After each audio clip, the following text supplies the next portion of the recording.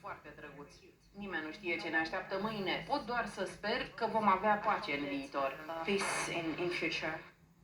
Delfinii și leii de mare salvați din Harkov au fost cazați în bazinul mic de iarnă de la delfinariu. Mamiferele sunt în carantină și în veterină.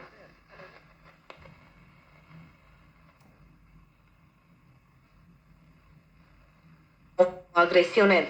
Demnitarul britanic a cerut de asemenea ca Ucraina să aibă acces sporit la echipamentele militare ale NATO. Potrivit BBC, ministrii de externe G7 se întrunesc astăzi din nou alături de omologi.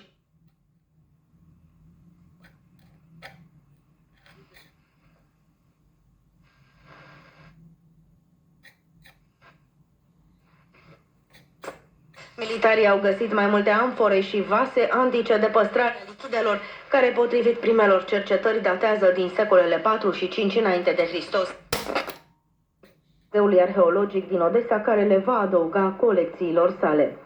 Datele meteo acum, vreme deosebit de caldă în toată țara, călduroasă după amiază.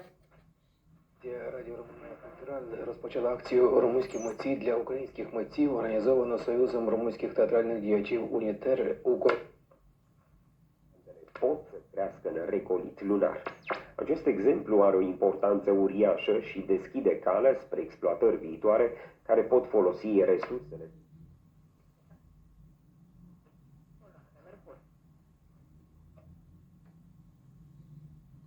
După amiază, în special în regiunile sudice, astfel că temperaturile maxime se vor încadra între 22-23 de grade în nordul țării și pe litoral și 33 de grade izolat în câmpia română. Începând din orele după amiezii în jumătatea nordică a teritoriului și în zonele de munte, instabilitatea atmosferică va fi temporar accentuată și se va manifesta prin înnorări, frecvente descărcări electrice, local averse